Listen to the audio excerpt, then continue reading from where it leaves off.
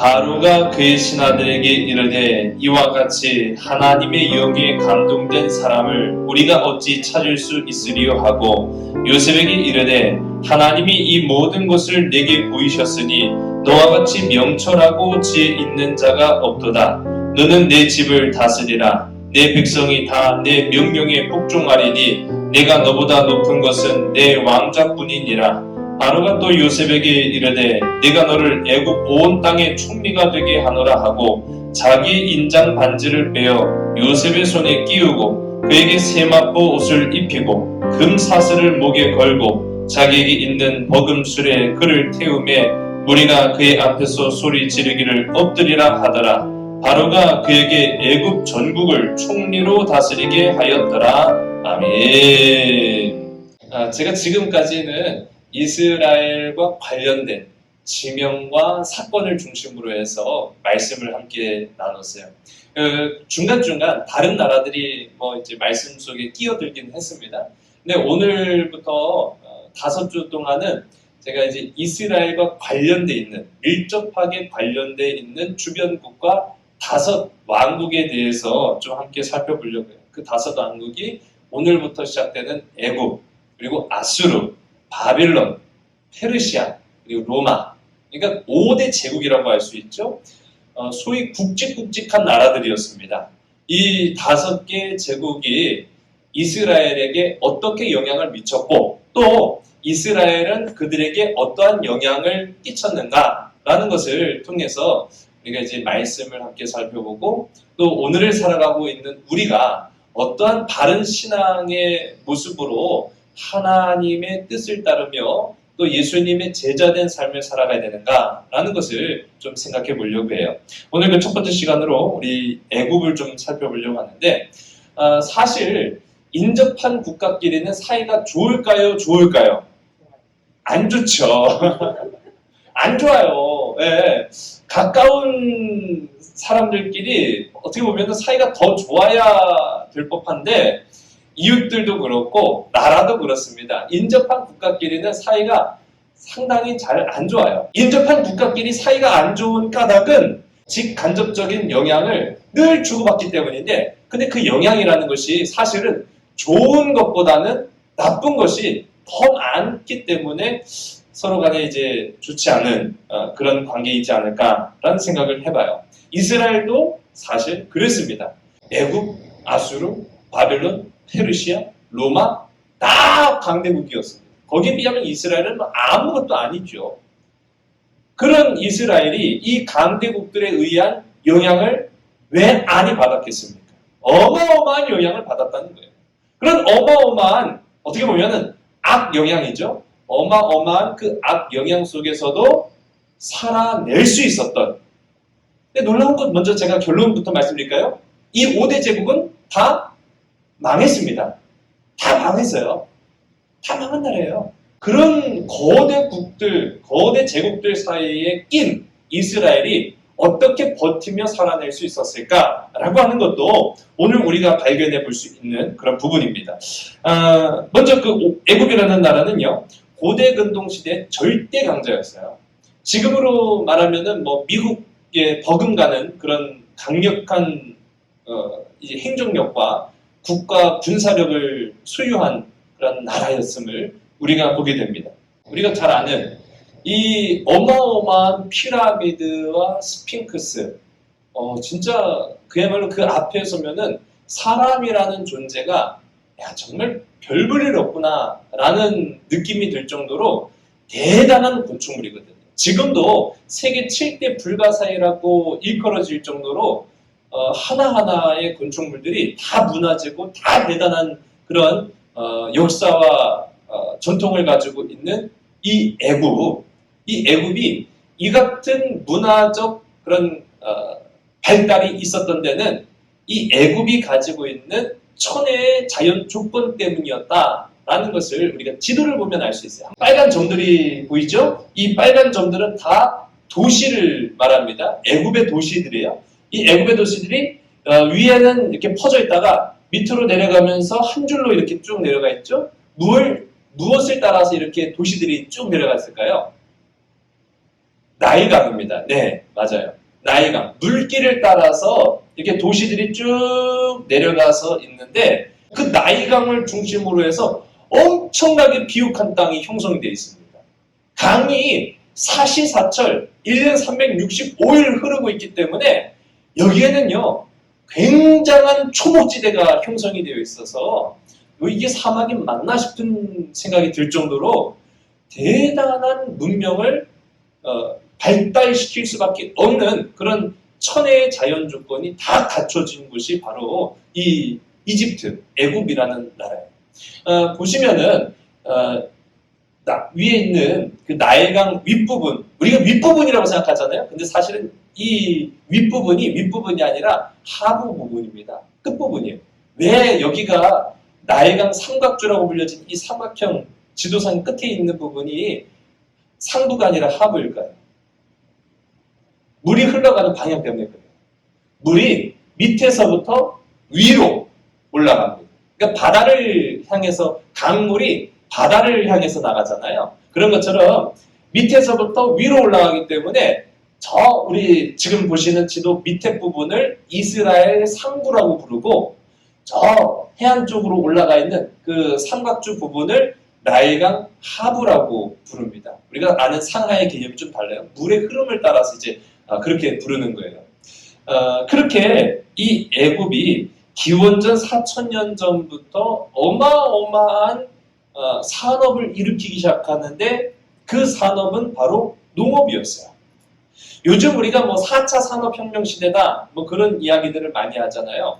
그런데 이때만 하더라도 이 농사라는 것이요 굉장한 산업혁명이었어요. 그전에는 체계적인 농사 방법 그런 거 없었습니다. 대량으로 농사를 지어서 수확을 하는 것 그런 거 없었습니다. 그냥 대부분 그냥 자연적인 조건 속에서 얻어지는 걸 채집하거나 또는 동물들을 길러가지고 잡아먹거나 목축을 하거나 하는 그런 생활들을 했던 것이 대부분이었기 때문에 정착하기가 쉽지 않았어요. 제가 요즘 창세기 말씀을 통해서도 함께 나오잖아요. 가인의 후손들이기 때문에 거의 대부분의 사람들은 유리방황할 수밖에 없었어요. 근데 사람들은 끊임없이 고안해냅니다. 삶의 방식들을 고안해내요. 어떻게 하면 더 편리하게 살까? 어떻게 하면 더 풍족하게 살까? 그런 거를 고민한 끝에 정착해서 살 수 있는 유일한 방법은 농사를 짓는 거예요. 그래서 대량으로 농사를 짓기 시작할 때부터가 엄청난 농업혁명이 일어나는 거죠. 근데 그런 일들을 고대 근동 국가 중에서 가장 먼저 했던 나라가 바로 어디냐? 바로 애굽입니다. 지금으로부터 4000년 전부터 농업의 대량 생산을 이루었던 어떻게 보면 최첨단 산업을 주도했던 나라가 바로 이 애굽이라는 것을 우리가 알 수 있고요. 제가 관련 자료들을 쭉 보면은 이 애굽이라는 나라가요 상당히 체계적인 나라예요. 그냥 앞서도 보신 것처럼 피라미드 그냥 세울 수 없어요. 하다못해 집 하나 만드는 것도요 엄청난 체계와 측량과 기술과 이론과 실력이 뒷받침되어야만 가능한 겁니다. 그런데요 생각해 보세요. 높이만 하더라도 자그마치 160m가 넘어요. 어마어마한 규모거든요. 그 규모의 피라미드 그리고 그 안에 들어간 구조물들을 다 이루고 만드는 데는요 굉장한 기술적인 집약이 이루어지지 않고는 불가능한 일입니다. 그러니까 애굽이 그냥 이루어진 국가는 아니었다는 것을 우리가 알 수 있습니다. 그럼에도 불구하고 우리는 애굽에 관해서 성경이 말하고 있는 것 이상으로 알지 못해요. 그러니까 우리는 애굽에 관해서는 잘 모르고 있다라는 것을 우리가 좀 살펴보면서 애굽을 알면은 어떻게 보면은 그 애굽이 영향을 미쳤고 또 애굽에 영향을 또한 끼쳤던 이스라엘을 보다 더 알기 쉽다라는 생각을 좀 해보게 됩니다. 자, 우리가 좀 알고 있지 못했던 것 그리고 또 오해했던 것 좀 풀어보려고 하는데요. 자, 보시면은 그림을 보면은 일을 하고 있는 사람들의 그런 모습이 등장합니다. 이것도 마찬가지로 애굽에 기록이 된 그림 상형 문자예요. 보시면은 피라미드를 만드는 그런 과정, 벽돌을 제작하는 과정, 물을 길러와서 또 벽돌을 만들고 하는 그런 장면들을 볼 수 있습니다. 우리 성경 속에 보면은 이스라엘 사람들이 애굽에 종살이를 했다 안 했다? 했습니까 안 했습니까? 우리가 아는 바로는 이스라엘 사람들이 애굽에 종살이를 했다. 그렇게 알고 있죠. 몇 년? 430년 동안 애굽에 종살이를 했다. 그러면 종살이를 했으면 노예잖아요. 그러면 이스라엘 사람들이 노예일까요? 아닐까요? 정답은 아니답니다. 그 노예가 아니면 뭐예요? 노예가 아니면 왜 그렇게 붙잡혀갖고 그냥 가둬놓은 그런 동물 마냥 살았느냐? 그렇게 살 수 있는데 노예는 아니었어요. 엄밀히 말하면. 그런데 노예와 다를 바 없었다라고 우리가 보시면 돼요. 사실 실상 파라오 아래 모든 백성들이 다 노예와 같은 삶을 살 수밖에 없었다라고 보시면 더 정확할 거예요. 그리고 신분제 사회였습니다. 이 애굽은 철저한 신분제 사회였기 때문에 신분이 낮으면 낮을수록 그들의 삶은 더 고단할 수밖에 없었다. 그런데 대부분의 이스라엘 백성들은 상류층이 아니라 하류층에 머물러 있다 보니까 그들의 삶은 노예와 크게 다를 바 없는 그런 인생들을 살았다라는 것을 우리가 알 수 있고요. 또 한 가지, 이 피라미드를 그럼 유대인들이 다 만들었느냐? 우리 다음 화면 좀 보여주실까요? 자, 그림을 보시면은 영화의 한 장면인데 저희 어렸을 적에 이 영화 보면서요, 와 진짜 애국 놈들 나쁜 놈들이네. 저렇게 그냥 막 사람을 동물처럼 학대를 하고 일을 시켜 먹다니 그런 생각을 했는데, 자, 이 피라미드를 유대인들이 다 만드는, 영화에 보면은 다 유대인들이 지금 노역을 하고 있는 거예요. 피라미드, 스핑크스 만드는데 동원된 사람들은 죄다 유대인들이에요. 저는 그래서 어렸을 적에 드는 생각으로는 유대인들이 다 만들었어. 그렇게 생각을 하고 있었어요. 근데 이 부분을 좀 더 우리가 살펴보려면은 세금 체계를 좀 알 필요가 있습니다. 왜 뚱딴지 같이 세금 체계냐고요? 세금 체계에 이 장면을 설명할 수 있는 그런 부분이 등장하는데요. 애굽에 제가 다시 한번 말씀드리면 애굽은 그냥 주먹구구식으로 이루어진 나라가 아니었어요. 엄청나게 거대한 제국을 형성하고 있었습니다. 근데 그 제국을 뒷받침하는 것은 행정적인 그런 체계가 수반되었기 때문에 가능한 거였어요. 그럼 그 행정적인 체계 속에는 반드시 국가를 지탱해 나아갈 수 있는 세금 운영 방식이 있었습니다. 그럼 그 세금 운영은 어떤 식으로 했느냐? 첫 번째가 바로 토지세입니다. 제가 이 토지세에 관해서는 좀 이따가 다시 한번 말씀을 드릴 거예요. 토지세가 있었고 또 다른 한 가지가 부역, 이를 돈으로 대신하는 거예요. 그러니까 돈 내야 될 거를 일로 대신하는 그런 부역이 있었고, 세 번째가 공예세. 전 이 부분이 좀 의아해요. 그러니까 한편으로 보면은 이 애굽 사람들이 상당히 심미적인 부분이 발달되어 있어요. 그 보여지는 측면, 예쁜 것, 그런 걸 굉장히 좋아했던 사람들이 바로 이 애굽 사람들입니다. 그러다 보니까 이 공예세라는 것도 부과했습니다. 또 한 가지는 사냥세를 냅니다. 사냥을 할 때도 세금을 내야만 했어요. 그런 이 세금 체계들이 있었는데 그 중에 하나가 바로 부역이라는 거예요. 부역. 이 부역에 동원되는 사람들은 물론 고위공직자들은 아니었습니다. 대부분의 이 부역에 동참하는 사람들은 소장농이거나 아니면 노예들이었어요. 소장농은 그야말로 자신들이 세금을 내야만 했기 때문에 너 세금 안 낼 거면 와서 일을 해라. 그럼 일을 하는 거예요. 그러면 그 사람들 말고 돈 많은 사람들도 있었을 거 아니에요. 중산층에. 돈 많은 사람들은 그러면 부역을 누구를 보낼까요? 내 개인 노예를 보내면 되는 거예요. 개인 노예들을 보내서 일을 시키면 돼요. 그중 대다수가 우리가 알고 있는 이스라엘 사람들이 포함이 됐다는 거예요. 그러니까 이 피라미드를 하나 만드는데 드는 시간이 최소 20년 정도라고 합니다. 굉장히 긴 시간을 피라미드를 짓는데 동원이 되어야 했어요. 그럼에도 불구하고 부역이라는 체계로 일을 하다 보니까 어느 정도 비교적 합리성을 띱니다. 저는요 이제 저는 이제 민방위도 아니에요. 저는 이제 그런 국방의 의무로부터 이제 자유로워졌습니다. 예비훈련 하면은 귀찮아요. 그 시간 내야 되죠. 또 가야 되죠. 하루 종일 그냥 바깥에 있어야 되죠. 그거 귀찮더라고요. 그런데 한편으로 보면은 이 이스라엘 사람들한테 부역이라는 세금 체계 하나가 국민으로서 해야 될 마땅한 의무였던 것처럼 이게 돌아갑니다. 순환제로 돌아가는 거예요. 이제 내 순번이 되면은 내가 마치 예비군 훈련 가서 하는 것처럼 가서 일을 하는 거예요. 근데 즉 그 기간은 한 3개월에서 4개월. 그러니까 1년을 넘기지 않는 기간 동안 교체를 해요. 그러니까 비교적 합리적인 거예요. 그러나 여러분 착각하시면 안 돼요. 합리적인 일을 했다고 해서 편안한 것은 아니었습니다. 그 규모만 보더라도 우리가 알 수 있는 것처럼 그렇게 쉬운 일은 아니었어요. 그 대신에 이 나라를 위해서 일하는 거 아니에요. 어쨌든 간에 나라를 위해서 일을 하는 일이다 보니까 부역을 하는 동안에는 뭐가 공짜였을까요? 퀴즈. 부역을 하는 동안에 이건 공짜였어요. 정답입니다. 너무 잘하세요. 우리 밥심이죠.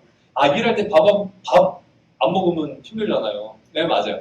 부역을 하는 동안에는 밥은, 음식은 공짜로 제공됩니다. 자, 이게 성경 속에 나타날까요? 안 나타날까요? 우리 찾아봐야죠. 우리 민수기 11장 5절의 말씀. 우리가 애굽에 있을 때에는 값없이 생선과 오이와 참외와 부추와 파와 마물들을 먹은 것이 생각나거늘. 아멘. 자, 여기도 보면 출애굽한 이스라엘 백성들이 하나님의 인도, 즉 그 종 모세의 인도함을 따라서 가나안, 적과 꿀이 흐르는 약속의 땅으로 갑니다. 그럼 가는데 고달프죠. 힘들어요. 그 광야 땅을 우리가 자그마치 40년 동안 갔다 알고 있잖아요. 근데 그 사람들은 40년 동안 갈 걸 알았을까 몰랐을까요? 모르는 거예요. 너무 고달프고 힘든 거예요. 그 고달픈 삶 중에 하나는 바로 먹을 거였습니다. 이스라엘 백성들이 애굽에 종살이 하면서 이렇게 부역에 동참했지만은 그 힘든 고역을 감당하면서도 견딜 수 있었던 건 유일하게 공짜 음식이었어요. 그 공짜 음식 먹는 것 하나 때문에 버티고 살았는데 정작 출애굽해서 그 광야 땅을 건너는 가운데 보니까 종류도 없어요. 네, 물론 만나가 어떻게 생겼는지 저는 모르겠습니다만은 참 만나도 굉장한 하나님의 은혜요 선물인데 그들은요 불평하기 일쑤였어요. 아니 옛날에 먹었던 참외가 생각나 하면서 오이가 참 맛있었는데 막 그런 얘기도 하고 마늘이 들어가면 얼마나 맛있을까. 마늘 먹는 건 우리만이 아니에요. 그러니까 또 그런 말도 하고 특히 여러분 성경에 부추, 요즘 부추 참 맛있더라고요. 성경에 부추가 몇 번 나올까요? 부추. 지금 우리가 읽은 이 말씀 딱 한 구절에 나옵니다. 성경 66권에 딱 한 번 등장하는 게 지금 방금 우리가 본 말씀이에요. 부추도 나와요. 부추도 먹었구나. 그런 걸 이제 알 수 있는 거죠. 그런데 중요한 건 뭐냐면 그 앞에 애굽에 있을 때에는 어떻게 먹었다고요? 값없이 공짜만 먹었다는 게 생각이 나는 거예요. 그러니까 이게 이스라엘의 역사적 기록하고 딱 맞습니다. 애굽 사람들이 부역을 하는 사람들한테는 공짜 음식을 제공해 줬어요. 그런 부분들 보면은 참 이 애굽 사람들 되게 합리적이네. 우리 같아서는 음식도 공짜로 안 줄 거예요. 그랬는데 그래도 밥은 공짜로 제공해 줬단 말이죠. 그러나 다시 한번 제가 말씀드리지만은 애굽이 그렇다고 해서 굉장히 관대한 나라는 아니었다라는 사실을 기억하시기 바랍니다. 우리 성경 가운데 보면은 모세 이야기에서 등장하는 대량 아동 학살, 그냥 피도 눈물도 없는 나라예요. 사실은 알고 보면. 단 중요한 거는 자 여기에서 우리가 이 피라미드를 만든 거는 유대인만은 아니었다. 그러나 그것이 합리적이고 편안한 것이 아니라 고되고 힘든 일이었다라는 것을 우리가 좀 이해할 수 있죠.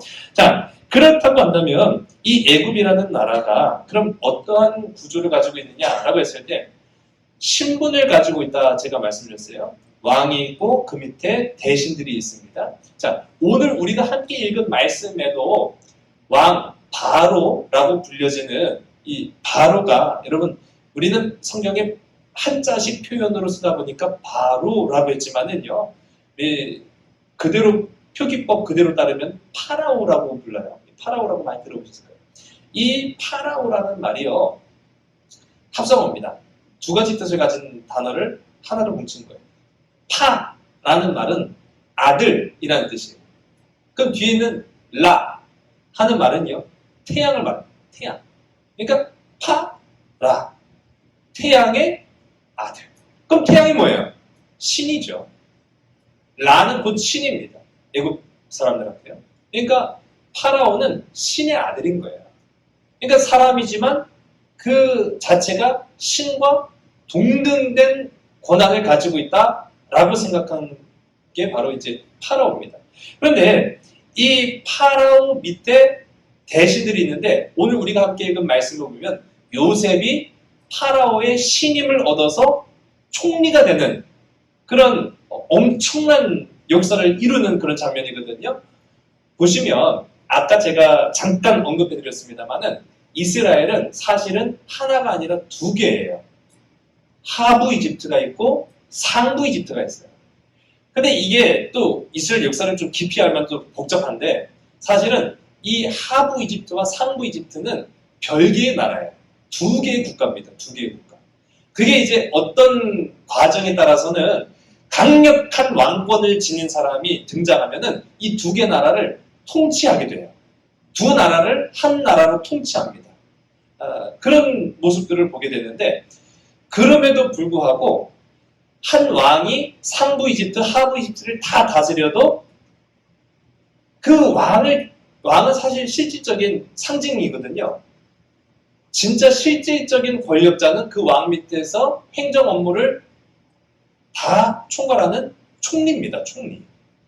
총리가 권력의 실세예요. 왕은 한 사람이어도 총리는 무조건 몇 명일까요? 2명입니다. 맞아요. 왕이 강력한 왕권을 지닌 사람이 상부 이집트와 하부 이집트를 다 통치해도 무조건 총리는 2명이에요. 그런데 오늘 말씀을 쭉 읽어보시면 아시겠지만 2명의 총리가 아니라 하부 이집트와 상부 이집트를 총괄하는 총리를 요셉 한 사람이 통치하게끔 만든 거예요. 이거 엄청난 거죠. 모든 권력을 걔한테 다 준 거예요. 대단한 거예요. 그럼 오늘 쐐기를 박잖아요. 너보다 더 권력 있는 사람은 나밖에 없다. 나밖에 없다. 그 정도로 이 요셉이 엄청난 신분 상승을 했다는 것을 우리가 알 수 있는데, 그럼 진짜 이집트, 애굽에서는 그런 신분 상승이 가능했냐? 가능한 나라였다는 겁니다. 역사적으로 보더라도 그게 가능했다는 것을 우리가 알 수 있는데요. 왕과 왕비입니다. 왕과 왕비에 서 있는 그런 상을 만들어 놓은 거예요. 근데 고대 근동 시대에 왕과 왕비가 동시에 서 있는 형상의 동상을 만드는 나라가 있었을까요? 없었을까요? 없어요. 누구만 딱 서 있을까요? 왕만 서요. 왕비의 존재는 아주 별 볼 일 없는 거예요. 무조건 임금이에요. 무조건 왕. 그런데 유독 이 애굽은 왕 옆에는 항상 누가 올까요? 왕비가 옵니다. 그리고 재밌는 건요, 우리 그림에서 잘 보시면은 왕비가 왕의 어디를 붙잡고 있어요?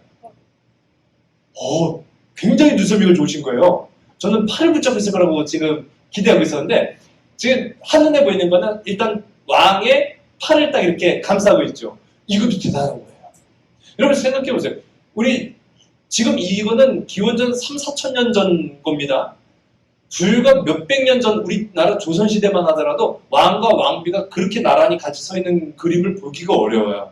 특히나 공개적인 자리에서 왕비가 왕의 몸에 손을 댄다? 이건 있을 수도 상상할 수도 없는 일이에요. 그런데 지금 이 석상을 보면은 왕비가 왕의 팔을 탁, 아주 굉장히 사이좋은 모습이죠? 붙잡고 있어요. 이거는 어떤 측면에서 어떻게 왕비가 어떻게 감히 왕의 팔을 붙잡어? 채통 떨어지게? 그런 생각을 할 수 있겠죠. 그런데도 이게 굉장히 개방적인 그런 모습들을 보게 되고, 제가 아까 눈썹이가 좋다고 했잖아요. 팔을 붙잡는 건 아무것도 아니에요. 딱 보시면은 왕비의 오른손은 어디를 감고 있어요? 왕의 허리를 딱 감고 있어요. 여러분 이거 상상이 됩니까?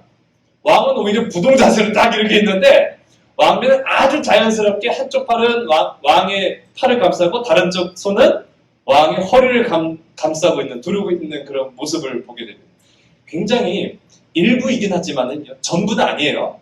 고대 근동이라는 시대적 상황을 감안하더라도 일부분이지만 굉장히 여성의 그 권한이 보장된 나라가 이 애굽이었습니다. 뿐만 아니라 마지막 파라오라고 하는 사람은 누구였을까요? 여자였습니다. 로마 시대의 클레오파트라. 그러면 여성들의 신장만 그렇게 존중받았느냐? 그것도 아니에요. 보면은 굉장히 재밌는 기록들이 많이 나오는 게 흑인 출신 파라오도 있었어요. 흑인인데 자기 백성들 아니에요. 어떻게 보면은 애굽 사람을 흑인이 통치할 때도 있었습니다. 누비아라고 해서 애굽 밑에 땅이에요. 애굽 한참 밑에 땅이 누비아인데 여기가 사실은 애굽이 점령한 나라거든요. 근데 애굽이 점령한 나라이면서도 그 점령당한 나라 백성이 애굽의 왕이 되기도 한 거예요. 그 놀랍죠. 이거 뭐 생각이 얼마나 개방적이길래 자기들이 정복한 나라 백성이 자기들을 다스리는 임금이 되기도 했어요. 그런 부분들을 보면은 애굽의 신분 상승은 가능했다. 노예에 불과했던 이 요셉이라는 한 소년이 애굽에서 종살이 하다가 왕의 눈에 들어서 총리가 되기까지 그 과정을 너무 드라마틱하게 우리가 성경을 보니까 이게 정말 가능한 일일까? 라고 생각할 수도 있지만 충분히 가능한 일이었다라는 것을 우리가 보게 되는 거예요.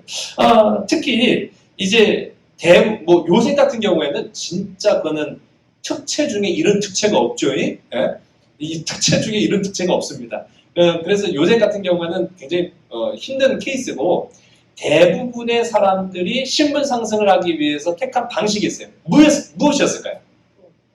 돈이요. 돈도 맞습니다. 돈도 크게 다르잖아요. 근데 돈만 갖고는 안 돼요. 어떻게 해야만 있을까요? 요즘 우리도 크게 다르지 않는데요. 공부했어요. 공부. 학부열이 대단했다는 겁니다. 그러니까 신분 상승을 하기 위해서는 학교를 보내요. 부모들이 야 우리가 지금 평민이고 또 소장농이고 뭐 한데 그럼 우리의 때까지는 그렇게 고생해도 야 니들은 고생 안 하고 좀 살아야지. 그럼 어떻게 하면 고생 안 하냐? 공부해라. 그래가지고 공부를 시킵니다. 이 애굽이 상형 문자도 있겠습니다만은 읽고 쓰는 사람은 극소수예요. 읽고 쓰는 사람이 많지 않았습니다. 그렇기 때문에 이 고관 대작들 중에 서기입니다. 서기. 쓰고 기록하는 일을 하는 사람들이 상당한 이 직업으로 그러니까 그때 당시에는 어떻게 보면 가장 잘 나가는 직종이 된 거죠. 서기가 되기 위해서는 공부를 해야 되잖아요. 공부를 해야 되기 위해서는 학교를 보내요. 근데 재밌는 기록이 나오는 게 이 거의 대부분의 학교는 남학생들만 받습니다. 여자는 그러니까 제가 아까 말했어요. 모든 여자들이 다 인권 신장을 인정받았던 건 아니고 그건 일부에 불과했고 여자들은 학교를 안 보내요. 근데 여자들은 학교에 안 보내고 남자들만 이렇게 학교를 가게 됐는데 기록을 보니까 이런 기록이 나와요. 산의 아이들은 귀가 등에 달렸다. 무슨 말일까요? 산의 아이들은 귀가 등에 달렸다. 등짝을 맞아야 알아들었다. 그런 얘기예요. 자, 그럼 이제 우리가 아는 것처럼 오늘 본문의 말씀도 요셉에 관한 기록이지만 요셉이 그렇게 총리로 특채가 됐어요. 그런데 무슨 뭐 학까지도 아니고 그 자리에만 갖다 놓으면 무조건 잘하겠습니까? 아니죠. 그만한 능력과 실력을 겸비해야만 가능한 거예요. 그러니까 애굽이라는 나라는 그냥 단순히 우리가 이제 이상한 뭐 신을 섬기고 미라를 만들고 말도 안 되는 어마어마한 무덤을 만드는 그런 나라가 아니라 합리적인 방식과 체계를 갖춘 국가라고 말씀드렸잖아요. 그럼 총리를 이딴 방식으로 세워? 이런 나라가 다 있어? 아니에요. 실력을 존중하는 나라였어요. 그러니까 실력 중심의, 능력 중심의 국가가 바로 애굽이었습니다. 그럼 요셉은 무엇으로 자신의 실력을 나타낼 수 있었느냐? 창세기 41장 우리 앞부분을 보면은 바로 왕이 꿈을 꿔요. 근데 이 꿈에 대한 내용을 이해를 못 하겠는 거예요. 납득이 안 가요. 근데 보통 이 꿈이 아닌 것을 직감을 한 거죠. 야, 뭔가 좀 심상치 않은 꿈이구나 라고 생각을 해서 많은 신하들을 부릅니다. 그 가운데 보면 점성술사와 현인들을 불렀다. 성경이 그렇게 말하고 있어요. 그러니까 우리식으로 말하면 점쟁이 부른 거예요. 근데 점쟁이가 아니에요. 우리가 이제 비과학적이다라고 이제 생각을 할 수 있는데 그때 당시 점성술사들은 오늘로 따지면 과학자들입니다. 과학자들과 지혜 있는 사람들을 불러서 꿈을 해몽하게 만들었는데 결국 그 꿈 해몽이 이 파라오 마음에 들지 않았던 거예요. 그런 가운데 그 신하들 중 하나가 자기 감옥에 있을 때 자기를 구원해준 한 사람, 그 사람 누구예요? 요셉. 요셉을 기억해낸 거예요. 그래서 이모님, 제가 아는 한 사람인데 걔가 기가 막히게 꿈을 해모았는데 한번 들어보실랍니까? 하고 요셉을 감옥에서 끄집어내서 요셉한테 들려줬어요. 그랬더니 이 요셉이 하나님의 주신 지혜로 그 꿈을 해몽해냅니다. 즉 왕의 꿈은 이렇습니다. 이 나라에 7년의 풍요가 찾아옵니다. 그래서 7년 동안 풍년이 있는데 문제는 뭐냐면 그 7년 후에는 다시 7년 동안 이 나라에 기근이 듭니다. 그래서 모든 농사가 제대로 되지 않습니다. 그러니 여기에 대한 전반적인 대비를 하심이 좋을 듯합니다. 라고 해몽을 한 거예요. 이야, 이게 기가 막힌 거죠. 그 누구도 해석하지 못한 꿈을 이 요셉이라는 그야말로 감옥에 갇혔던 노예에 불과한 이 이방 나라 소년이 해석을 해낸 거예요. 여기에 대한 답으로 오늘 우리가 함께 읽은 본문에 마침내 파라오가 요셉을 총리로, 2명의 총리가 아니라 1명의 유일한 애굽을 다스리고 통치하는 총리로 발탁하는 결정적인 계기가 마련이 됩니다. 왕의 꿈을 해몽한 것은 요셉이 다가 아닙니다. 성경 가운데 보면은 왕의 꿈을 해몽한 또 한 명의 하나님의 자녀가 있었죠. 누구죠? 다니엘이죠. 다니엘이 느부갓네살 왕이 꿈을 꿨는데 똑같았어요. 지금 이 바로가 꿈을 꾸고 야, 이거 뭔가 좀 이상한 꿈이다 라고 생각했던 것처럼 이 느부갓네살 왕도 꿈을 꿨는데 잠을 못 자겠는 거야. 뭔가 심상찮아. 그래서 온갖 점성술사들과 현인들을 다 불러 모아가지고 꿈을 해몽하게 만듭니다. 그런데 여기에 결정적인 차이가 있어요. 저는 그런 부분에 있어서는 이 애굽의 왕이 훨씬 더 합리적이었어요. 이 바벨론의 왕 느부갓네살은 진짜 이건 지멋대로야. 포악하고 지멋대로고 제절한 맛에 살았던 왕. 왜 그랬을까요? 이 바로 왕은 자기 꿈을 해몽해달라고 하면서 꿈 얘기를 쭉 하거든요. 그런데 이 바벨론의 왕 느부갓네살은 자기 꿈도 얘기를 안 해. 그냥 현인들을 점성술사를 불러갖고 야, 내가 꿈을 꿨는데 꿈 좀 해몽해봐. 그러니까 지금 뭐 꿈을 꾸셨는데요? 그럴 수 있잖아요. 그러니까 직접적으로 그렇게 물어보기 좀 애매하니까 돌려서 말합니다. 아이고 임금님, 그래도 우리가 뭔가를 좀 해몽하려면 임금님이 뭘 주셔야 우리가 해몽을 하죠. 느부갓네살의 반응이요? 살벌해요. 야, 네가 그것도 못하고 고관대작이라고 말할 수 있어? 너 내 꿈 해석 못하면 찢어 죽일 거야. 성경에 그대로 나옵니다. 그런데 그게 가능했던 게 왕의 권한이 그 정도로 막강했기 때문에 가능한 거였어요. 근데 애굽이라고 해서 크게 다르지 않거든요. 근데 이제 크게 다르지 않은데 요셉이 그럼에도 불구하고 그 꿈을 잘 해몽을 했어요. 근데 해몽만 했다고 해서 걔가 어떻게 총리로 인정받을 수 있겠어요? 총리가 될 수밖에 없는 실력이 여기서부터 이제 딱 나타나기 시작합니다. 자, 보세요. 이 요셉은 지혜 있는 사람이었습니다. 그가 비록 환난과 어려움과 곤궁에 처했어도 그는요, 그 하나님이 주신 지혜로서 위기를 늘 극복해 나아갔던 형통의 사람이 요셉이었다는 것을 보게 돼요. 노예가 어디 한두 명입니까? 노예는 수십 명이에요. 그 당시에. 수천 명이에요. 깔린 게 노예지. 노예는 사람의 형상만 가지고 있을 뿐 노예는 사람으로 취급받지 않던 시대였습니다. 그런 시대에 요셉 그 한 사람이 돋보이는 데는 그만한 이유가 있었다고요. 요셉이 어떻게 그 신령을 검증받았느냐, 우리 다음 점 한번 보시면, 자, 요셉의 물길이라는 그런 지명이 있어요. 이름하여 우리가 이제 해석할 때는 요셉의 물길이고요. 바르 유세프라고 부릅니다. 이 바르 유세프가 어디냐? 다음 그림으로 보시면은 조금 흐리게 보이시더라도 이해하세요. 위에서부터 약간 진한 색으로 쭉 나일강을 따라서 초목지대가 이루어져 있음을 보게 됩니다. 다른 곳에서는 농사 못해요. 이 나일강을 따라서 내려오는 그 비옥한 땅, 검은 땅이라고 부르거든요. 그 흙 색깔이 검게 보여서 이 나일강을 따라오는 그 비옥한 땅을 중심으로만 농사가 돼요. 그런데 잘 보시면 그 옆에 물길이 하나 더 있어요. 여기를 바르 요세프라고 부릅니다. 요셉의 물길이라고 불러요.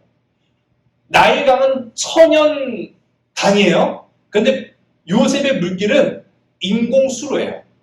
인공수로를 나일강 바로 옆에다가 하나 딱 만들었어요. 누가 만들었어요? 요셉이 만들었어요. 이 이집트에 요셉의 물길이라는 이름을 그리스도인들이 지은 게 아니에요. 유대인들이 만든 게 아니에요. 근래에 만들어진 지명이 아니에요. 수천 년 동안 요셉의 물길 그렇게 부른 거예요. 무슨 말이겠습니까? 요셉이 만들었기 때문인 거예요. 물길을 만들었다고요. 대단한 거죠. 나일강 바로 옆에 물길을 만든 데 그만한 이유가 있어요. 이 요셉은 아까 전에 제가 애굽이 최첨단 산업 국가였다고 말씀드렸잖아요. 최첨단 산업이 뭐였습니까? 농사를 짓는데 그동안에는 천연적으로 그냥 주어진 환경에서만 농사를 지었거든요.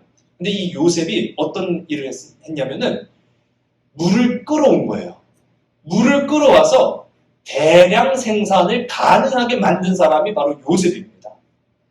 요셉의 물길을 통해서 농사 지을 수 있는 땅을 더 확장을 시킨 거예요. 무엇 때문에? 7년 흉년을 위해서 대량 생산을 하기 시작한 거예요. 대단한 거죠.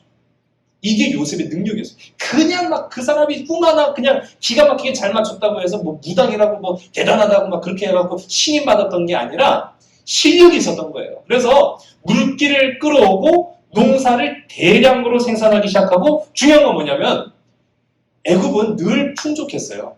늘 풍족했기 때문에 뭐의 필요성을 느끼지 못했냐면은 저장의 필요성을 느끼지 못했어요. 왜? 아니 올해 지은 농사 가지고 그냥 풍족하게 먹고 내년 되면 또 농사가 엄청나게 잘 돼요. 그럼 내년에도 또 농사를 잘 져서 먹고 그냥 그렇게 먹고 살았지 흉년 될 거를 대비해서 곡식을 저장해 놓는다? 그런 생각을 꿈에도 못했거든요. 근데 생각해보세요. 7년 동안 흉년인 거는 뭐 물론 말할 수 없는 축복이죠. 그런데 7년 동안 흉년이 되기 시작하면은 이거는 사람의 능력으로는 대처할 수가 없는 겁니다. 저장을 해야만 했거든요. 그런데 이 요셉이 어떻게 했느냐? 그 엄청나게 걷어들여진 이 곡식을 대량으로 저장할 수 있는 방법을 고안해낸 사람이에요. 그러니까 한마디로 말하면 농사의 혁명을 이룬 사람이 바로 이 요셉이었다는 거죠. 자, 그런 일을 하는 가운데 농사를 확장을 해야 돼요. 그 농사를 지으려고 하면은 사람들을 동원해야죠. 동원을 해야 되고 일을 해야 되는데 누가 그렇게 뭐 와서 합니까? 안 그래도 지금 아까 제가 얘기했잖아요. 와서 부역으로 피라미드 만드는 것도 힘들어 죽겠는데 그래서 성경에도 나와요. 요셉이 아주 모든 나라의 땅을 다 사들입니다. 개인이 소유한 땅들을 다 사들여요. 그리고 그 사들인 땅을 빼앗는 것이 아니라 그 판 사람들한테 그냥 줘요. 소유자는 나라지만 그 땅에서 농사 지을 수 있게끔 해줘요. 그리고 나서 거기에서 걷어들인 곡식의 5분의 1을 세금으로 받습니다. 이게 바로 토지법이에요. 새로 만들어진 토지법. 이 세금법을 고안해낸 사람이 바로 요셉이에요. 놀라운 부분이죠. 창세기 47장 23절과 24절의 말씀이에요. 우리가 화면을 함께 보시겠습니다. 있습니다. 시작. 요셉이 백성에게 이르되 오늘 내가 바로를 위하여 너희 몸과 너희 토지를 샀노라. 여기 종자가 있으니 너희는 그 땅에 뿌리라. 추수의 5분의 1을 바로에게 상납하고 5분의 4는 너희가 가져서 토지의 종자로도 삼고 너희의 양식으로도 삼고 너희 가족과 어린 아이의 양식으로도 삼으라. 아멘. 이게 굉장히 애굽 백성들을 풍요롭게 만든 세금 방식입니다. 그러니까 아니 우리가 땅을 국가가 사들였어요. 근데 빼앗긴 게 아니라 그냥 그 자리에서 농사를 지으라는 거예요. 그 농사를 짓고 곡식의 5분의 1은 바로에게 갖다 바치고 근데 그 갖다 바친 5분의 1이 어떻게 됐을까요? 차곡차곡 저장이 되는 거예요. 7년 후에 그 기근을 위해서 차곡차곡 저장해요. 만약 여러분 생각해보세요. 야 이제 우리가 7년 뒤면은 쫄딱하게 다 죽게 생겼어. 그러니까 니들이 걷어들인 곡식 다 정부 국가에다 갖다 바쳐. 그러면요 반발이 일어나죠. 못 살죠.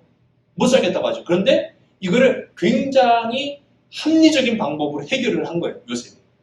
정부 주도로 땅을 다 사들입니다. 그리고 그 땅을 그냥 나눠줍니다. 종자도 줍니다. 농사를 짓게 만듭니다. 그렇게 해서 5분의 1은 정부에다 갖다 바치고 나머지 5분의 4는 너희들이 써라. 얼마나 좋아요. 너무 좋죠. 그리고 그 걷어들인 5분의 1은 차곡차곡 계속 저장을 해서 7년 뒤 기근을 준비합니다. 여러분 이 토지법이요. 당시로서는 굉장한 제도였어요. 그래서 이거를 누가 수입을 해가느냐? 로마가 수입해가요. 로마가 수입해서 이 옥타비아누스라는 이 왕에 등극할 때까지 무려 1500년 동안 이 요셉이 만든 법을 계속 로마에서도 시행을 합니다. 왜냐하면 굉장히 합리적이고 효율적인 방식으로 운영이 될 수 있거든요. 이렇게 요셉은요 실력이 없는데도 그 자리에 그냥 딱 올라선 게 아니라 실력과 능력과 영성과 믿음을 겸비한 사람이 바로 요셉이었다라는 것을 이 애굽의 이야기를 통해서 우리가 살펴보게 되는 겁니다. 결론적으로만 제가 말씀드리면 결국 애굽은 망하고 맙니다. 태양의 제국이었던 이 애굽도 정말로 저들의 삶에 진짜 태양이 되시는 하나님은 알아보지 못했다라는 것을 우리가 알 수 있어요. 오늘 우리가 함께 읽은 본문의 말씀이죠. 화면 넘겨주시고요.